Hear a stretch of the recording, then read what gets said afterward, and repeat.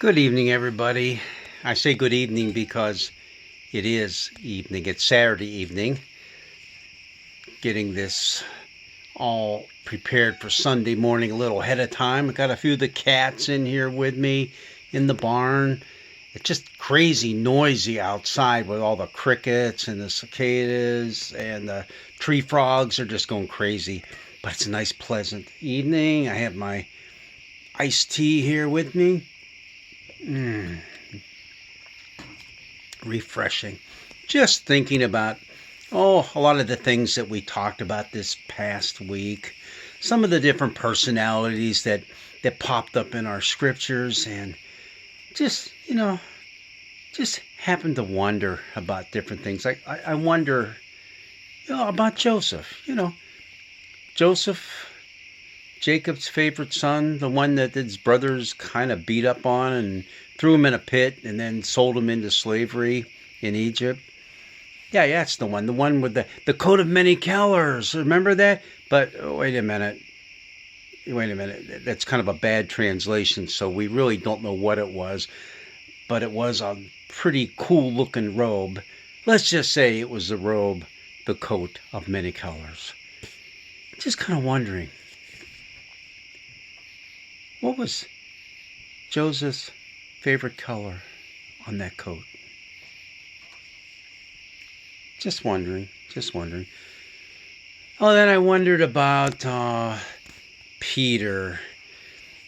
Peter, he's the one in our story that we'll be reading in church on Sunday. He's the one that dared to walk out on the water. And I was just wondering, he said, "Lord, if it's you, tell me to come out.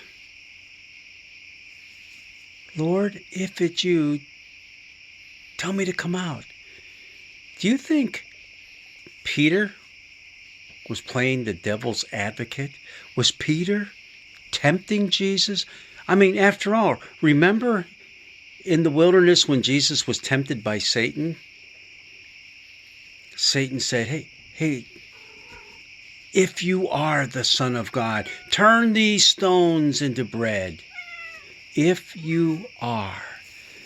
And Peter used the same words. If it's you, then tell me to come. Yeah. And a little bit later in the gospel, Jesus even calls Peter Satan. Get behind me, Satan. Just wondering, was Peter being Satan at that moment? Oh, I often wonder about the Apostle Paul. Yeah, we talked about his passage from Romans, and the Apostle Paul, he was a biblical scholar. He knew his stuff inside out. But I really wonder, if he had to go to seminary to be a pastor these days, would he pass his Old Testament courses? What, with the way he cherry picks all of his scriptures, like the one we had this week, in which he just threw together 4 different passages from the Old Testament to try to prove a point? Would he pass his courses if he was going to seminary to be a pastor these days? I don't know. Just kind of wondering about that. Oh, yeah, and then in our psalm, we saw that little subscript underneath the psalm. It had this little subtitle that said, "For the chief musician of the sons of Korah," meaning this is something they wrote. But I don't know. I don't get it. Remember we talked about how Korah, he was a Levite, and he got into a fight with Moses. It was pretty much like they had a church council meeting, and they got in a fight with him and said, "Hey, how come you get to have all the fun and we have to do all the work?" And Moses says, "I don't know what you're talking about. Yeah, we want to be the ones to talk to God, not just you." So Moses said, "Look, this isn't a fun and games type of thing for me either. This is hard work. Meet me out in front of the church parking lot, okay? And we'll just take it right to God. And of course, what happens in that story is Moses looks at Korah and says, hey, if this really is the way it's supposed to be, where I'm the one that talks to God and you are the ones that kind of prepare the worship for the people and do some of that other work, then what's going to happen is you're going to die a natural death. Otherwise, may the earth just swallow you up right now. And the earth swallows him up, him and his entire household.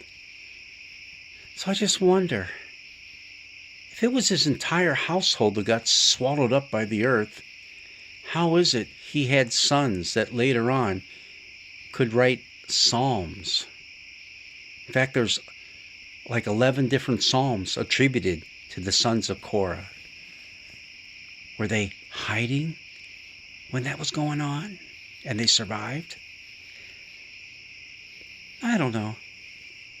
Just kind of wonder. And I wonder, when Elijah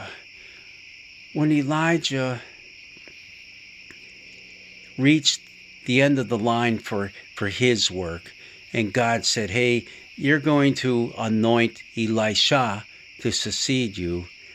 And yeah, that's all right. He had no problem with that.